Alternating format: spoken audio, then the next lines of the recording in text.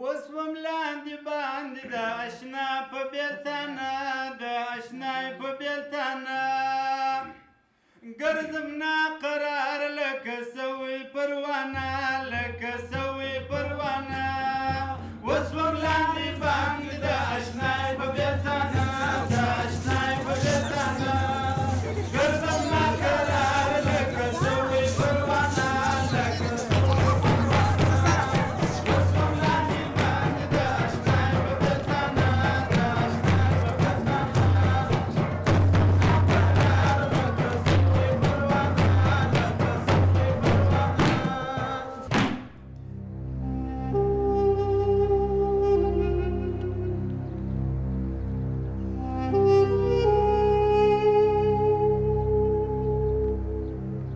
Il y avait autrefois, aux confins de l'Asie centrale, un pays d'une grande beauté qui ne pouvait rester pur au cœur des hommes. Il fut envahi par les plus grands empires. Des seigneurs de guerre s'entretuèrent pour le posséder. Les montagnes et les déserts rougirent du sang des guerriers. En un siècle, 12 rois furent assassinés ou détrônés. Le dernier d'entre eux, un calife dévot, était, dit-on, le plus tyrannique de tous. Il faisait emprisonner ou tuer tous ceux qui ne se pliaient pas à son joug. Les femmes adultères étaient lapidées. On raconte même qu'il fit arracher les ongles peints des petites filles. Une chape de plomb religieuse recouvrait le pays. Mais le jour où cette guerre toucha en son cœur la capitale du Nouveau Monde, une armée d'hommes blancs déferla. Elle libéra le peuple, nettoya le pays de ces fous de Dieu, et leur obscur chef, le Mollah Omar, disparut. Un jour, 3 jeunes femmes venues, elles aussi d'Occident, fascinées par l'énigme de cet homme au cœur de pierre, ont décidé de partir à sa recherche.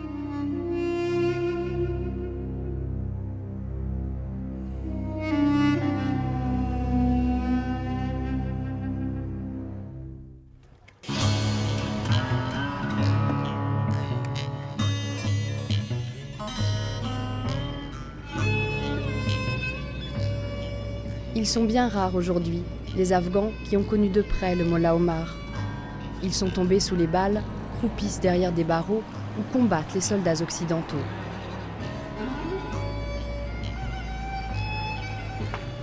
Il reste une poignée de survivants dans Kaboul, la capitale afghane, les anciens officiels du régime taliban.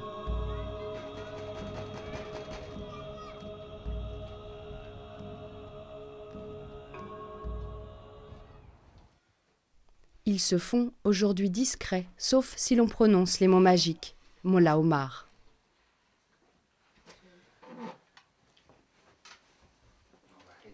On doit vous poser un micro, désolé.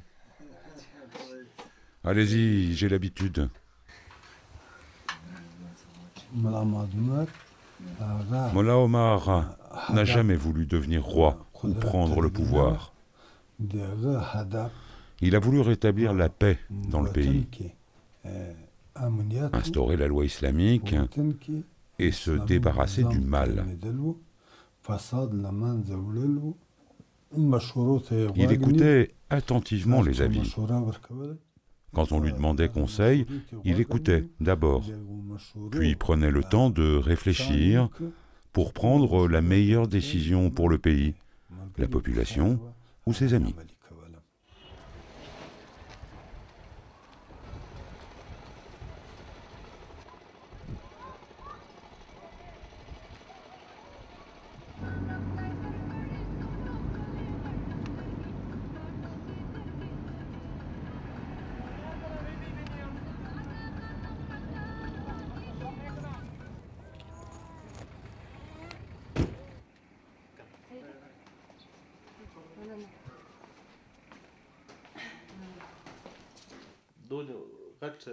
Avec vos hijabs, vous êtes encore plus voilés que des Afghanes. C'est drôle. Je m'appelle Wakil Ahmad Mutawakil. Je viens de la province de Kandahar. J'ai d'abord été directeur de l'information et de la culture sous le régime taliban. Puis je suis devenu conseiller du régime. Et enfin, j'ai été ministre des Affaires étrangères des talibans. Mollah Omar est un homme très doux, fidèle. Il était généreux, un véritable ami. Son vrai visage, bien peu d'hommes le connaissent. Le chef des talibans a su rester anonyme pendant 20 ans en fuyant les appareils photo. Des clichés circulent pourtant, certains repris en boucle par la presse mondiale, d'autres utilisés par le gouvernement américain pour mettre sa tête à prix.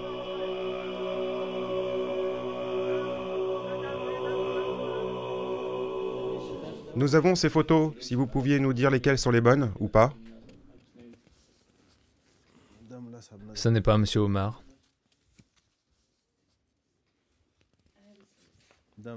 Celle-là, c'est M. Omar. Celle-là, oui. La photo a été prise en cachette. Ici, c'est pas lui.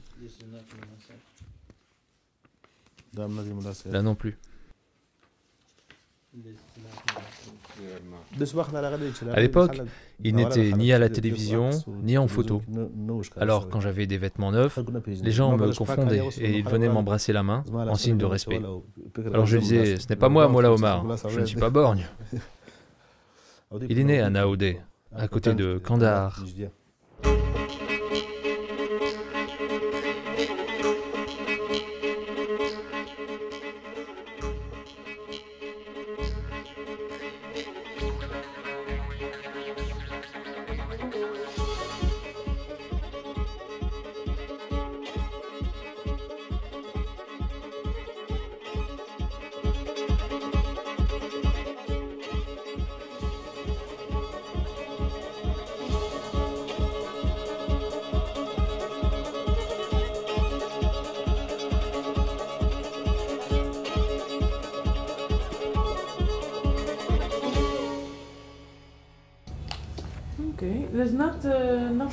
Bon, la carte n'est pas vraiment détaillée. Il y a une route ici. Ah oui. Et une route là. Tu vois? Oui, oui. Donc je suggère qu'on prenne celle-ci. On doit prendre cette route qui va à Makwand. Makwan. Attends, je fais une photo. Ça devrait aller. C'est pas très loin de la route. Peut-être qu'il y a un chemin qui conduit à Naoudé. C'est très proche. Ça serait super, mais il n'y a pas de route sur la carte. Peut-être qu'il n'y a pas de détails parce que c'est le désert. Mais il y a sûrement des pistes. Ça couvre bien, c'est bien ce que les hommes veulent. C'est pas ta burkas? Ah si. Elles sont bien pratiques, ces burkas. Elles nous permettent de quitter Kandahar en toute discrétion. Nous avançons à l'aveuglette vers ce village de Naoudé, là où tout a commencé.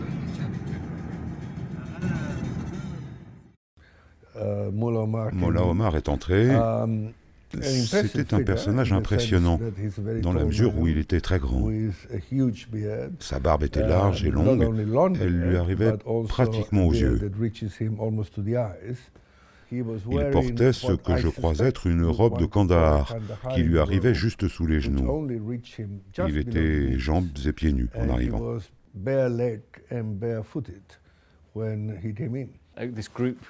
Un groupe est sorti avec Mollah Omar parmi eux. Rien ne permettait de le distinguer des autres. Il ne se tenait pas à l'écart et les autres n'étaient pas différents. Je ne me souviens pas s'il était devant ou derrière. Mais il n'était rien d'autre que le premier de ses semblables dans un mouvement très égalitaire. Le charisme qu'il pouvait avoir ne se ressentait pas quand il parlait, mais plutôt par sa présence. Il ne parlait pas beaucoup de sa famille. Il a juste dit qu'elle était très pauvre. Quand je lui ai demandé si je pouvais voir sa maison, sa mosquée, il m'a dit Maintenant, M. Youssoufzai de la BBC veut voir ma maison. Suis-je devenu si important que ça? Ma maison est toute petite, a-t-il dit. Ma mosquée est en terre battue.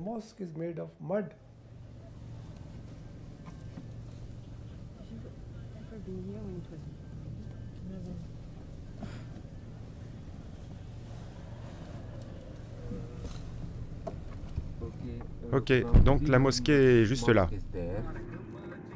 Nous arrivons au village natal de Molla Omar. Je ne suis pas tranquille. Les habitants sont très pauvres ici.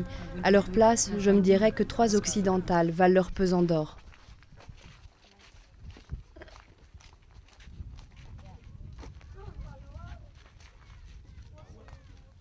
Mais le chef du village nous reçoit bien volontiers. Est-ce que tu peux lui demander, sur le ton de la blague, la légende dit que Molla Omar est né ici, dans une de ces maisons. C'est pas son village ici. Nous, c'est Naoudé. Le sien, c'est quoi déjà? Naouda.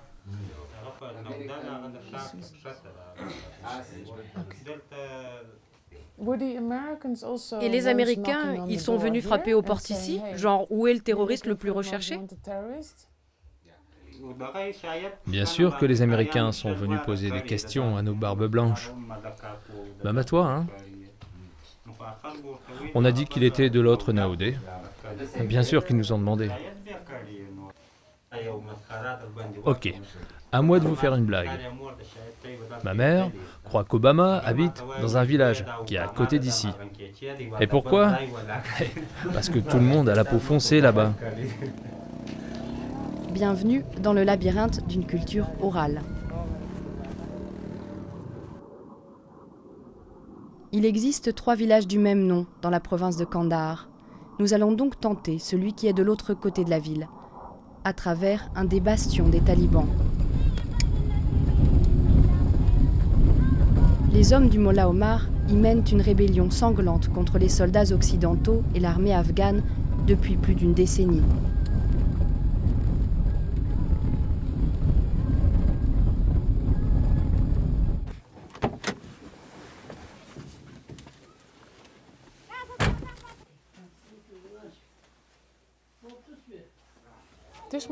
Ça peut aboutir à quelque chose, Sharif. Je le sens bien. Ces gens, on est au calme ici. Est-ce que vous pourriez nous indiquer la maison de Molla Omar? Non, je ne sais pas où est sa maison. Vous savez, les gens sont partis travailler loin. Au Pakistan, à Kaboul, dans les grandes villes. Mais son père a été enterré dans notre cimetière. Ah bon? C'est ce que tout le monde dit. Il est enterré ici. Il venait avec les membres de son cabinet. Il y avait 6 ou 7 voitures qui étaient stationnées là-bas à l'entrée. Ce que je me disais, c'est que ces gens participaient peut-être à une réunion. Et j'ai pas pu savoir s'ils s'arrêtaient sur une tombe en particulier ou pas. Et il venait souvent? Ah oui, tous les jeudis. Mohamed Omar devient orphelin à 3 ans. Quand on est allé au cimetière, il m'a dit qu'une des tombes était celle de son père. Mais il ne savait pas laquelle c'était parce qu'il n'y avait pas de nom. Combien de fois m'a-t-il répété qu'enfant, il était allé la chercher, mais qu'il ne l'avait jamais trouvée. Il aimait son père, comme nous tous, oui. Il avait énormément d'affection pour lui, et ça le peinait beaucoup qu'il soit parti si tôt, qu'il soit mort si jeune.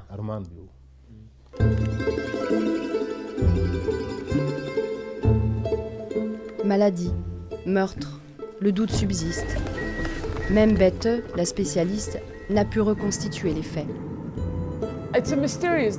C'est une mort mystérieuse, car la famille, immédiatement après la mort du père de Molla Omar, est partie. C'est comme si la famille avait fui le village. Ils n'avaient pas vraiment de raison de partir, mais ils l'ont fait. Et ils sont partis le plus loin possible, dans un endroit où ils ne connaissaient personne. Sinon, c'est comment la sécurité? Ça se calme? Ok, on verra. Notre vol est à 9 h. Ce sera l'avion donc. Les longues heures de route ne nous dérangent pas, mais les bombes artisanales ou les barrages de talibans un peu, oui.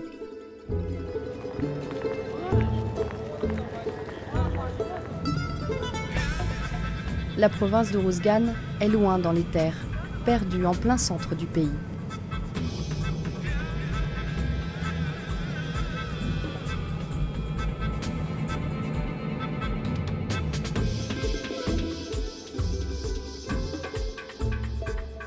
Molla Omar a vécu ici de 3 à environ 20 ans. Et s'il y était revenu pour se cacher? Le district de Deraoud est particulièrement isolé.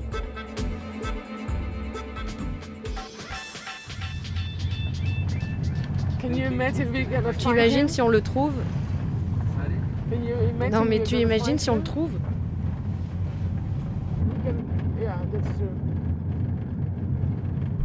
Une fois arrivés, seule la police accepte de nous loger. Le contact clé de Bette est supposé nous y rejoindre. Espérons qu'ils ne se sentent pas insultés ou menacés. Koudouz soutient possiblement les talibans. C'est un ami d'enfance du Molla Omar.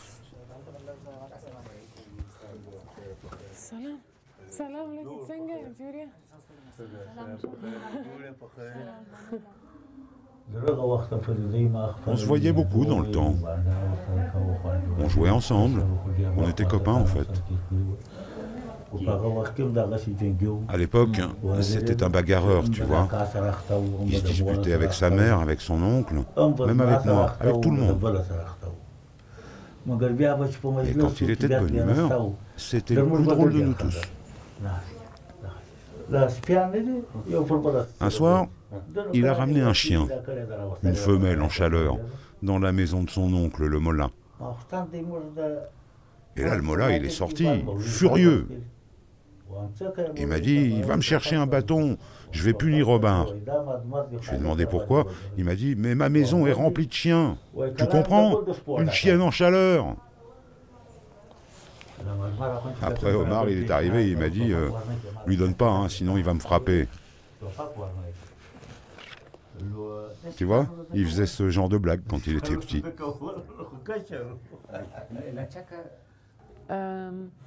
On peut venir toutes les trois dans ton village de Tanguy en burqa? Ah non, c'est pas possible, c'est que des talibans.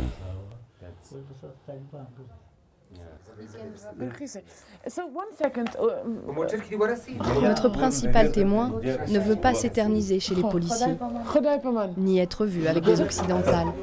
Il ne nous emmènera pas dans son village. Chou blanc.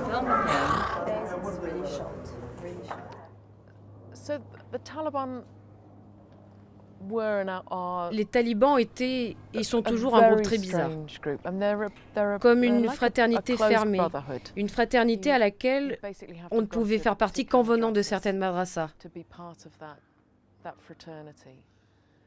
Surtout à une époque en Afghanistan où il n'y avait ni internet, ni télé, ni téléphone, juste la radio, c'était à peu près tout. Les talibans ont probablement été diabolisés, à un point tel que c'en est devenu embarrassant, notamment pour ceux qui défendent le besoin de se réconcilier avec eux. Nous ne les avons pas assez reconnus comme une expression de la société afghane. Peut-être pas la plus importante ni la plus aimable, mais ils représentent une expression légitime de l'expérience historique afghane et de sa culture. Nous sommes toujours dans cette province d'Uruzgan, avec une nouvelle piste, un chef de tribu que Bette a déjà rencontré. La confiance est mutuelle. Kader Haïdari accepte de nous conduire dans le village du Molla Omar. Il est où le chauffeur? Il est ici. Tu n'as pas ta burqa, c'est la mauvaise. Mauvaise burqa. Elle est plus courte. J'avais pas vu. C'est drôle. Oh my God. Pour d'obscures luttes de pouvoir, Haïdari a choisi de s'opposer aux talibans. Il lui en reste plusieurs balles dans le corps d'ailleurs. Mais avant ça, il était un de leurs fervents soutiens. Haïdari se souvient bien du Mollah Omar, un petit gars du cru.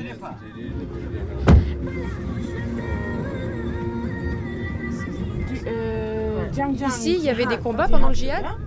Partout, il y avait des combats. Mollah Omar, il était là? Là-bas, je vais vous montrer. D'accord.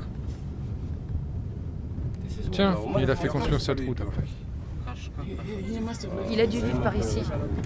Adolescent, Mohamed Omar suit les traces de son défunt père.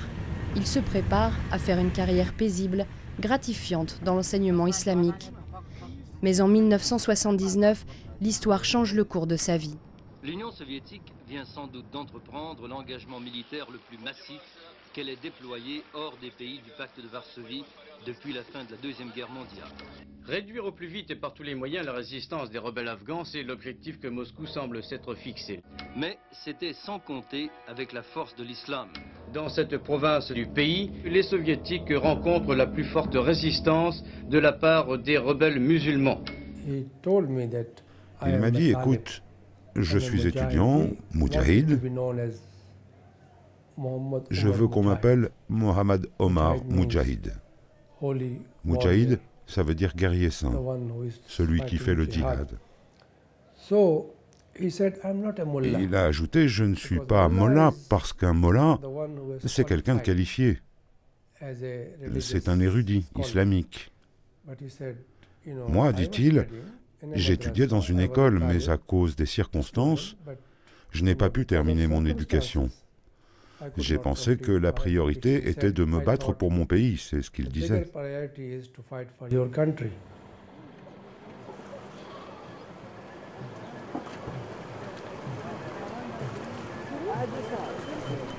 Dans ce village perdu de Ouzgan, Omar fait ses premières armes.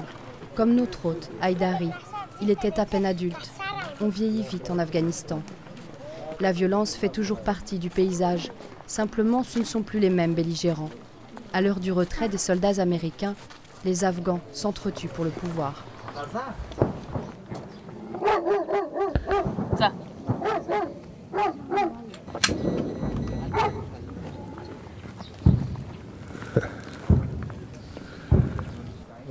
Il n'y a pas de problème. Il ne faut pas avoir peur. Venez. Venez. Il y a eu un malaise là. Le chauffeur a essayé de me donner son pistolet en me disant « Prends-le, c'est mieux ». Et j'ai dit non, non, non. Venez, il n'y a pas de problème. Ne vous inquiétez pas. Si les talibans viennent, on vous défendra jusqu'à la mort. Les combats là, c'est qui? Les talibans? Je ne les connais pas. Ils sont de l'autre côté de la rivière. Vous vous rappelez de Mollah Omar? Je m'en rappelle très bien. On était dans la même madrasa. Il avait mon âge, 1 ou 2 ans près. Vous vous souvenez de la première fois où vous l'avez vu? J'étais petit en ce temps-là. Il n'arrêtait pas de bouger d'un endroit à un autre, parce qu'il n'avait pas de maison. Un jour ici, un jour là, parce que son oncle était mollah. Ils sont arrivés du centre du district et ils ont loué une terre ici. Ils s'entendaient bien entre eux? Nous, ça ne nous regardait pas, leur relation. Mais quand on voyait leur comportement, on se posait des questions, comme s'il y avait un malaise. En public, ils faisaient semblant de bien s'entendre. Mais on a vite compris qu'au fond, ils ne s'aimaient pas.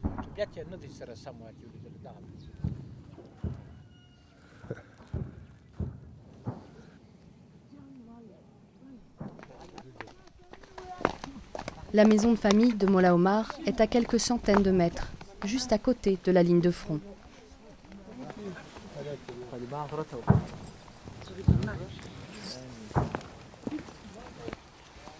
C'est cette maison-là? Oui, oui, c'est celle-là.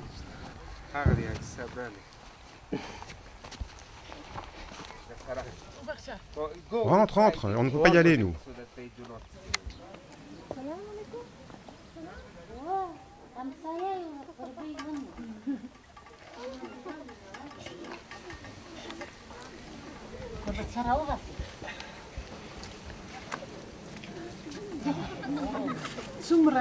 Combien de personnes vivent ici? Zindagi. 5. Ok. 5 personnes. J'ai un fils et 2 filles, et leur mère. Ah, il a qu'une femme. Et j'ai qu'un seul fils. Ici, c'était la maison de Molla Omar? Ah, je sais pas, moi. On n'était pas là à l'époque du Molla Omar. Molla Omar venait ici. C'est son oncle qui louait le terrain. Il a construit la maison, puis il est reparti à Kandahar.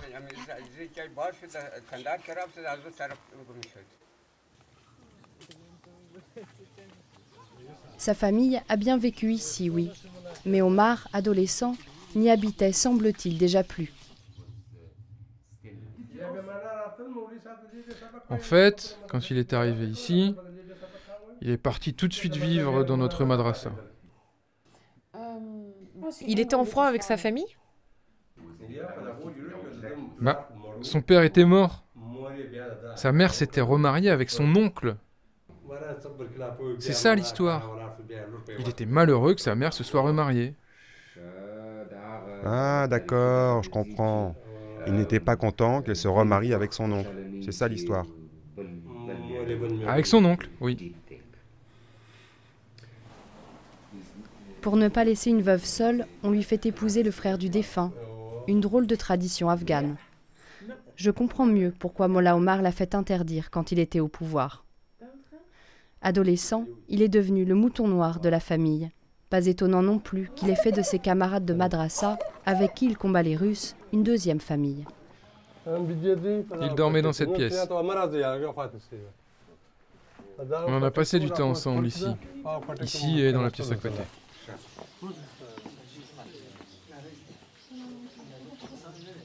Qu'est-ce que vous faisiez exactement? Bon, on se reposait. C'était la base des Moudjahidines. On posait nos armes. C'était l'époque du djihad contre les soviets.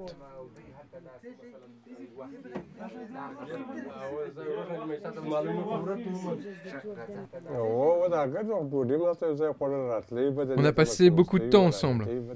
Il allait et venait. On partageait nos repas. C'était une période très douce. Il est venu pas une, mais des dizaines de fois. J'avais confiance en lui. On s'entendait bien.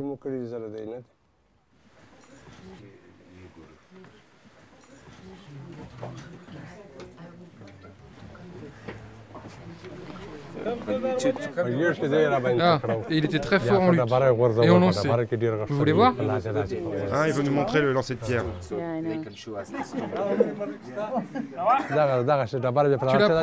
la prends et tu la lances là-bas. Poussez-vous les enfants, poussez-vous les petits.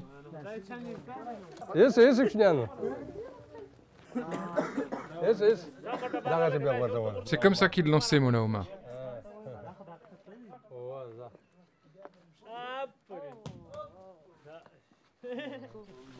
Et Molla Omar lançait vraiment comme ça? Oui.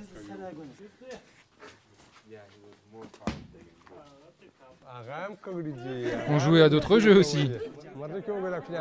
Allez, passe-moi tes billes. En voilà deux, une ici et une autre là. Les bouge pas. Je vais tirer d'ici. Regarde, c'est intéressant. J'ai du mal à m'asseoir à cause de mes blessures. Regarde, on faisait comme ça. Je vais tirer une bille à côté de l'autre. Et je joue à la place de l'autre, et je tire.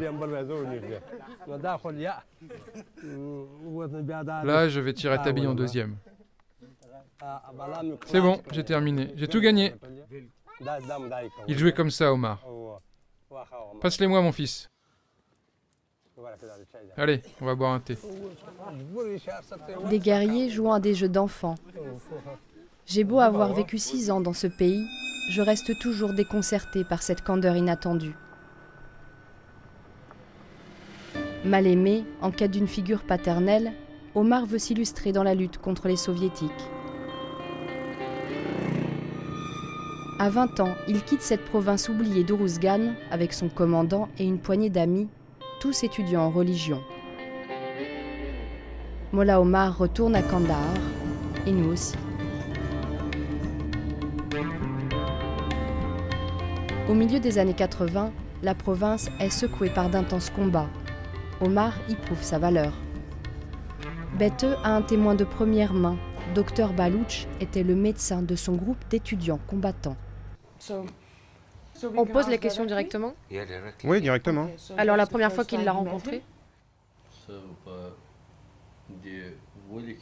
Il avait une balle dans le torse.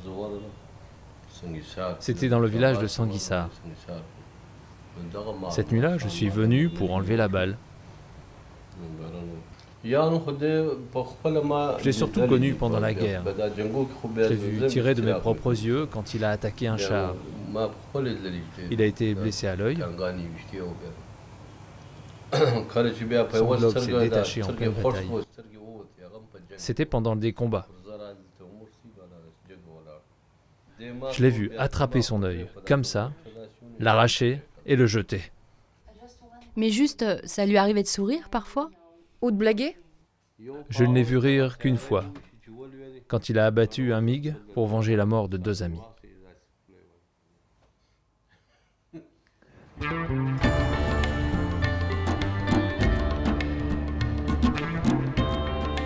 Sanguissar nous attire inévitablement. Il ne faudra pas traîner par contre. Les habitants, nous dit-on, soutiennent tous les talibans. Sanguissar est le village mythique, en périphérie de Kandahar, où le Mollah Omar a créé son mouvement. Il s'y est installé quand il combattait les soviétiques.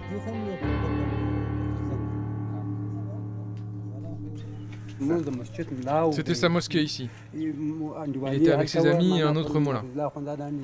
Et puis, pendant la guerre... D'accord, mais qu'est-ce qu'il faisait? Comment vivait-il exactement? Montrez-nous. Il se lavait là pour ses ablutions. Et il s'asseyait dans cette pièce. Ici, vraiment? Oui, il donnait ses cours ici, assis au milieu de ses amis étudiants. À cette époque, c'était le djihad. Soit il partait au combat s'il y en avait, soit il dirigeait la prière parce que c'était notre imam. Allez, viens, Hacham! On a été bombardés 75 fois un jour. Que Dieu me pende si je mens. La porte et les vitres de la mosquée ont explosé partout. Quand je suis sorti, je pouvais à peine voir mes mains, tellement il y avait de poussière. La rue était couverte de débris. Mais il se détendait parfois? Évidemment. Il tapait sur les marmites, comme ça, des tambours. Ils avaient un abri, leur repère, tous des talibans. Ils avaient une vingtaine de copains. Tous les jeudis soirs, tous les talibans du village le retrouvaient ici. Ils y passaient la nuit et repartaient le lendemain matin.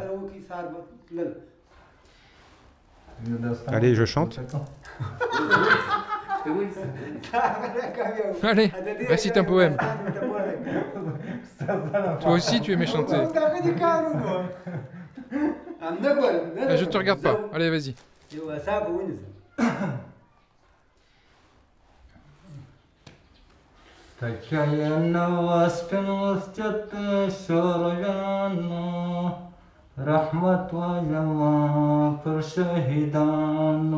Mollah Omar n'a jamais complètement interdit la musique. Depuis le djihad, les talibans ont le droit de chanter Dieu et la guerre.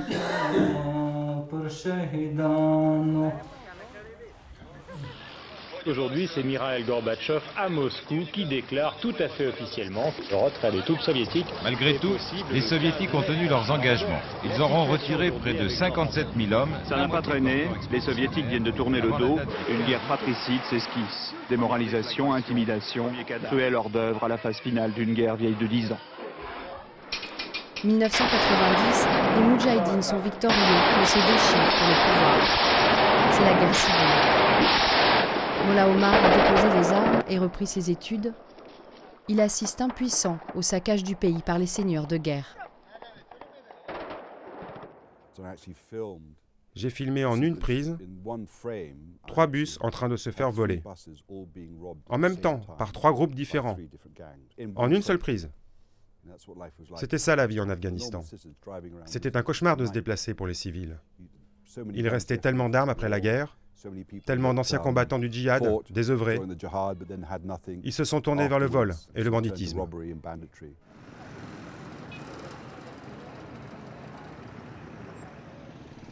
Kandahar est alors un champ de ruines conquis par des pillards.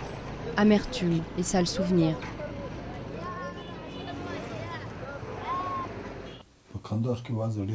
À Kandahar, c'était le pire.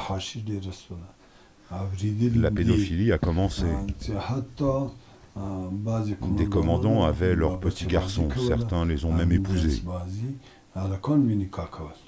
Ils ont tué des centaines de milliers de personnes.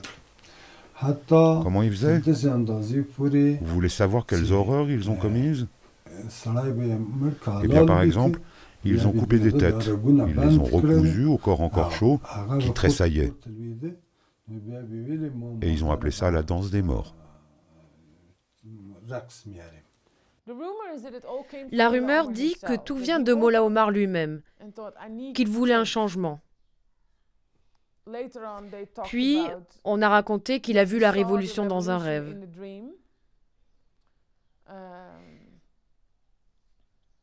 Mais en fait, la réalité est différente. Le mouvement commence avec un seigneur de la drogue qui lui a dit « Je t'offre ma milice, toutes mes voitures, toutes mes armes, tout ce dont tu as besoin. »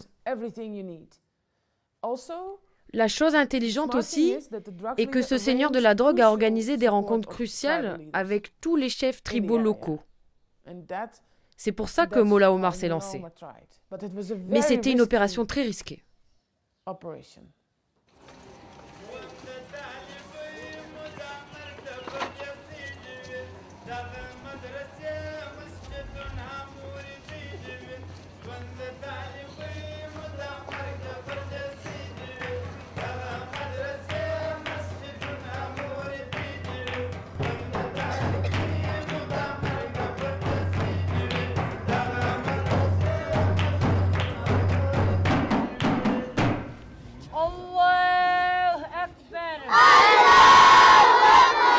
Nous sommes à l'automne 94.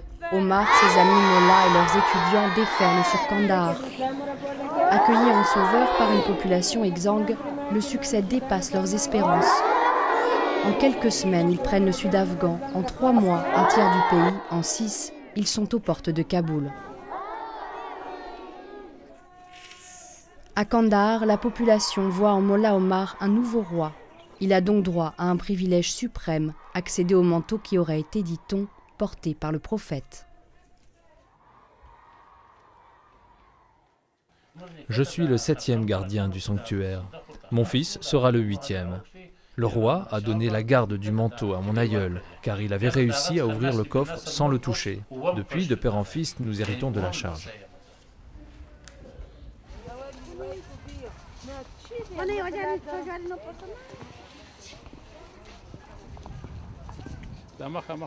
Voici la porte du sanctuaire.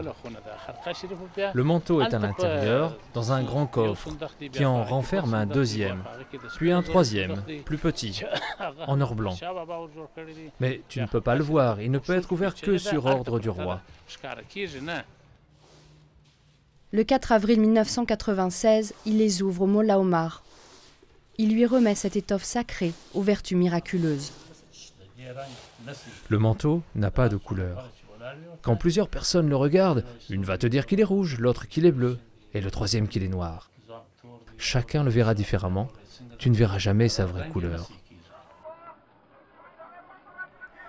C'est la seconde sortie du manteau en un siècle. Mollah Omar l'exhibe pour légitimer son pouvoir. Le moment a été capturé par une caméra, la seule à avoir jamais filmé le chef des talibans.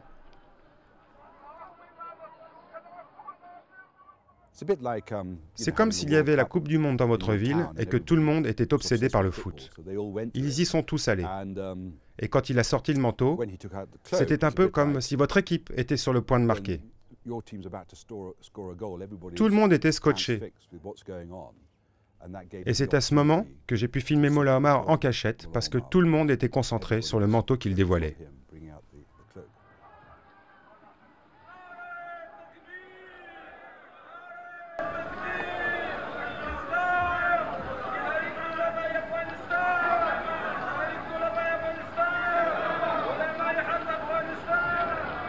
Quand je l'ai sorti de son coffre, j'ai dit à Mollah Omar de le porter et d'aller prier. Quand on prie, c'est vers la Mecque. Mais il était tellement ému qu'il restait tourné vers l'est. J'ai dû lui dire, Monsieur Mollah, tournez-vous de l'autre côté. Mollah Omar devient l'émir des croyants, le dernier calife d'Afghanistan.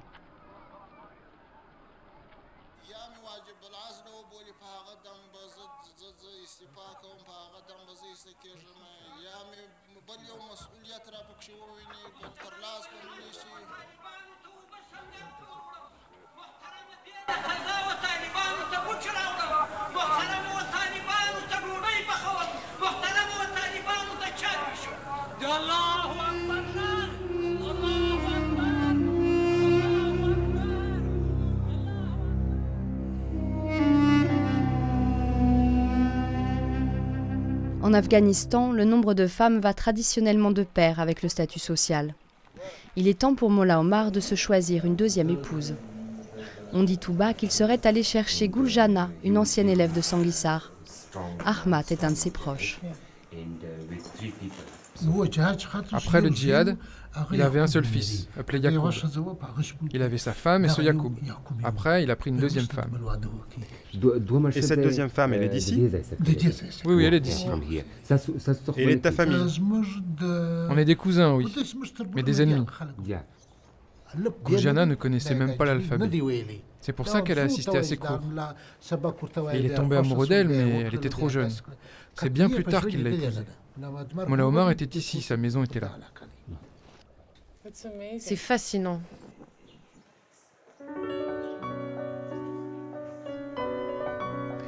Mollah Omar, en amoureux délicat et patient. Ce serait presque touchant si son régime n'était pas devenu un symbole de l'oppression des femmes. Ahmed ne souhaitait pas être vu trop longtemps avec des occidentales à Sanguissar. On aurait pu le taxer d'être espion. Il nous retrouve à Kandahar le lendemain.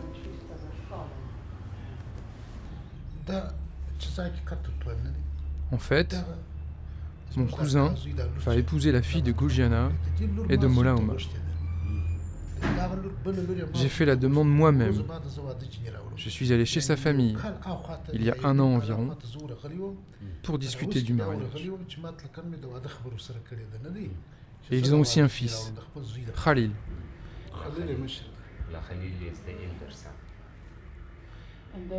Ils vivent toujours chez leur mère? Non, tous ses fils sont en madrasa, d'un bon niveau. Ils ne rentrent plus chez eux. Même pas le soir? Non. Où ça? À Quetta. Ah, ils sont à Quetta. Vous pensez qu'il est où, Mollah Omar? Quand son fils de 14-15 ans regarde la télévision ou Internet et voit un homme d'un certain âge, il demande à ses oncles si son père pourrait avoir le même âge. Alors comment est-ce que quelqu'un comme moi, je pourrais le rencontrer?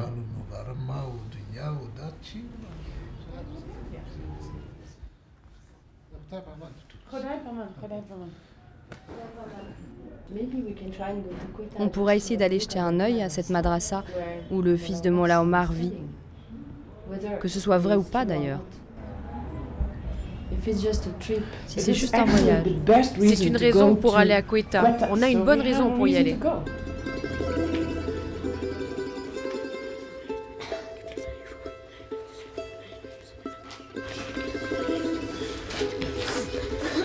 Dès 1994, les talibans afghans réfugiés à Quetta, au Pakistan voisin, viennent soutenir leurs frères d'armes.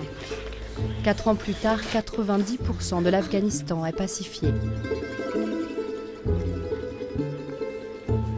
Le Mollah Omar pense bien faire, il laisse le soin aux érudits religieux de rétablir l'ordre, par l'exemple.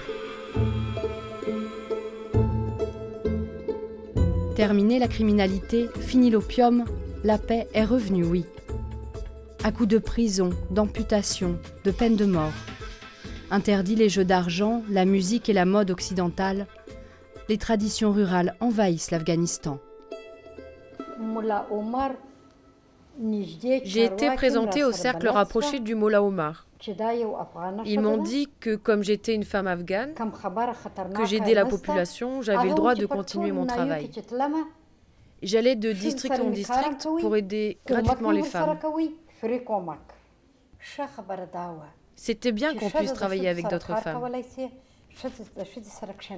qu'on puisse soigner les femmes malades. Mais on ne pouvait ni parler aux hommes, ni travailler avec eux. C'était ça le vrai problème. D'abord, ce ne sont pas les talibans qui oppriment les femmes dans ce pays. Elles étaient étouffées avant les talibans. Donc c'est une fausse idée. Et aujourd'hui, vous ne trouvez pas de femmes qui sont vraiment affranchies, qui font ce qu'elles veulent. C'est culturel. Les talibans étaient vraiment en harmonie avec leur propre culture. L'oppression des femmes en Afghanistan est une chose culturelle et non religieuse.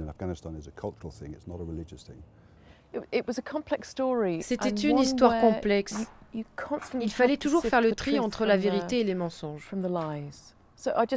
Je vous donne un exemple. Il y a ce mythe répandu que les talibans coupaient les doigts des petites filles qui portaient du vernis. Ce n'était pas vrai. Quand je l'ai exposé, j'ai été accusée d'être une amoureuse des talibans.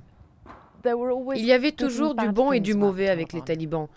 Ils n'ont jamais dit que c'était interdit pour les filles d'aller à l'école, mais que c'était trop dangereux. Un nombre colossal de filles allaient à l'école à Kaboul dans les maisons. Des écoles entières clandestines fonctionnaient. Les talibans fermaient les yeux. Nous avions un projet pilote, construire 40 écoles de filles et 40 de garçons. Les talibans tenaient à cette égalité, ok, pourquoi pas, comme dans le reste du monde. Donc ce projet de 40 plus 40 était presque scellé. Mais là, je ne citerai pas de nom. Les Nations Unies ont décidé que ce serait tout ou rien. Des écoles de filles partout en Afghanistan ou aucune. Les talibans ont dit, tu vois, vous n'êtes pas sérieux, on ne peut pas vous faire confiance. Et ils avaient raison. On ne tenait pas nos promesses.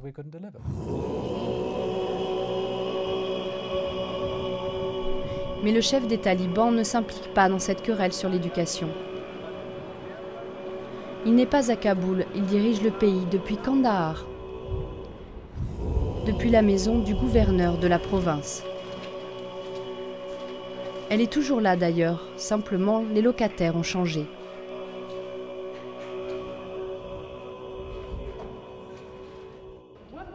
Que faisaient les talibans dans le bâtiment ? Ils faisaient exactement comme nous. Par exemple, ils y travaillaient, ils y dormaient. C'était aussi leur lieu de vie et aussi leur bureau, ils travaillaient ici.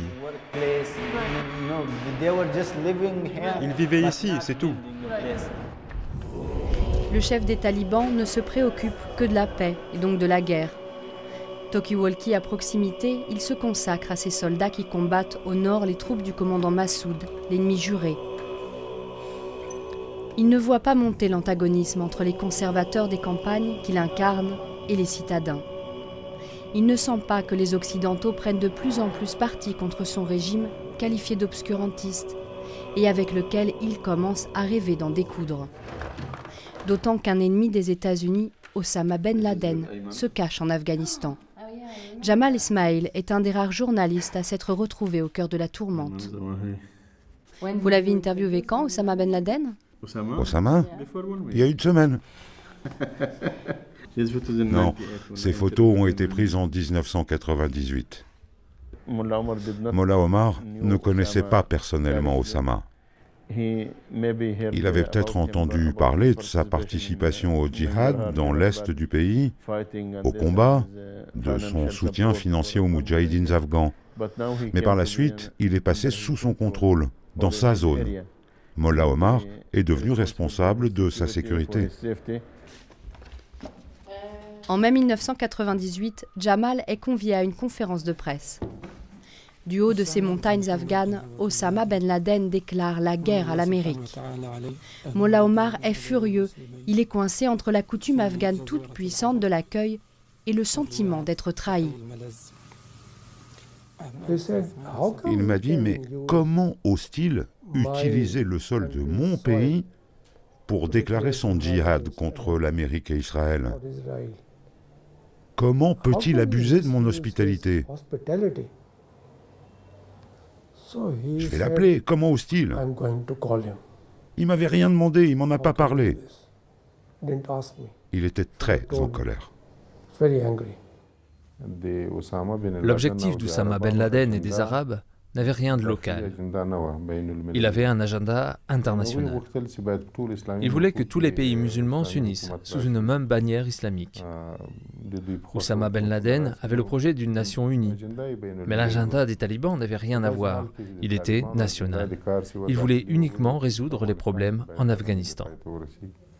Je suis toujours certain, je suis convaincu que les talibans ne connaissaient pas le projet d'Al-Qaïda ou de Ben Laden d'attaquer l'Amérique.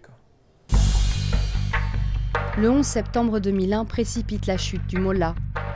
2 mois plus tard, les bombardiers américains pilonnent l'Afghanistan. Ben Laden décampe, puis les talibans capitulent. Omar disparaît, nous ne savons ni où, ni comment.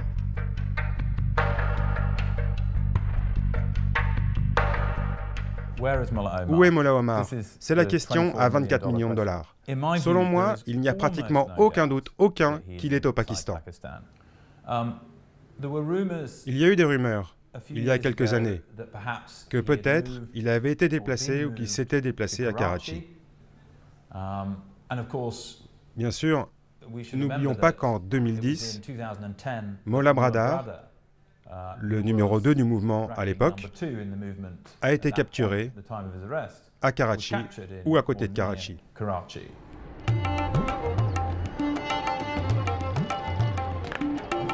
Karachi est une mégapole de 20 millions d'âmes, un labyrinthe bruyant, étouffant.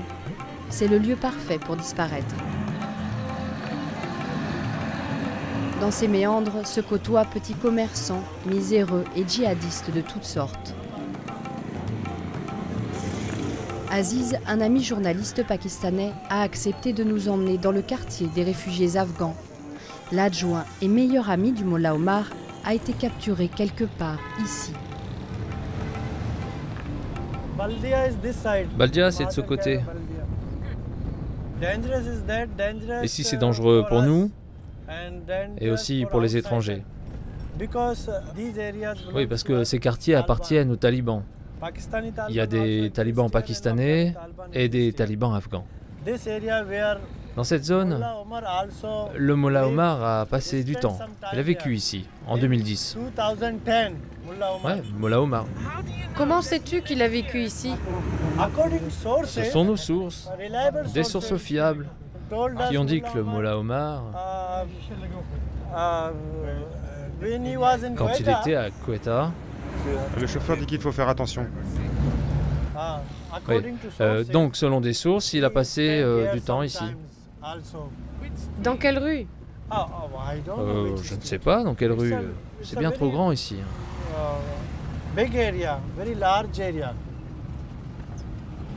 Tu penses qu'il y est toujours?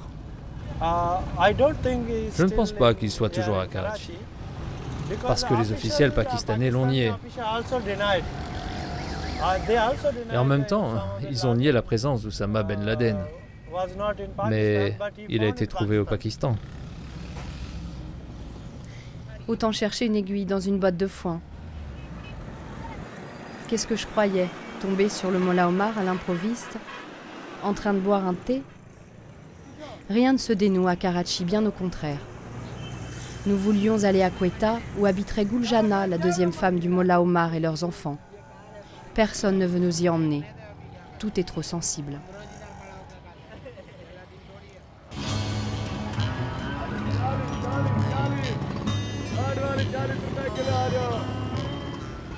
Tous les services secrets du monde se sont cassés les dents. Le Mollah Omar est introuvable. Les talibans afghans parlent en son nom, mais lui se terre. En Afghanistan, au Pakistan, nous ne saurons pas. Et nous commençons à nous lasser de notre périple sans fin. Mais un Afghan appelle de Kandahar. Il chuchote presque ces quelques mots. J'ai repéré sa maison, venez. Mollah Omar habiterait, selon lui, à 2 heures de route de Kandahar, dans la campagne du sud afghan.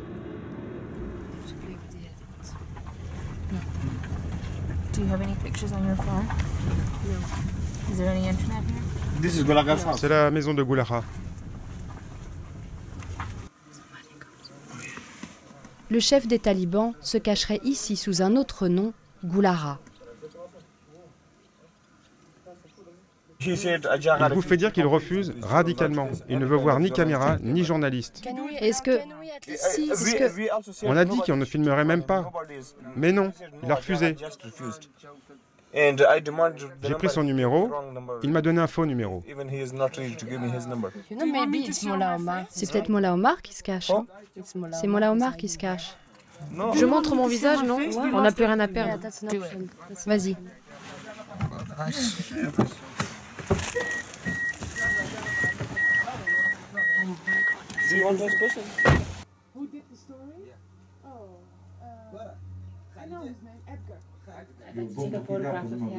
Encore un coup dans l'eau. Ce n'est pas le Mollah Omar. Je reconnais cet homme, sa photo circule depuis une décennie. Elle est partout sur Internet. C'est un sosie. C'est pas vous là non plus? Je vais lui montrer. Monsieur Gulara, c'est votre photo ça? Ouais. C'est quoi? Demande-lui. C'est une photo de moi. Un homme est venu, il a dit qu'il voulait me prendre en photo là-bas. Tu vois la maison, dehors. Il m'a pris en photo là-bas. C'est une photo, tu vois, comme celle-là, du djihad quand j'étais jeune. Il voulait me prendre en photo. Je lui ai demandé pourquoi. Il m'a dit que c'était pour un journal américain, parce que j'étais un ancien moudjahid. Après ça, je suis sorti et j'ai mis mon turban.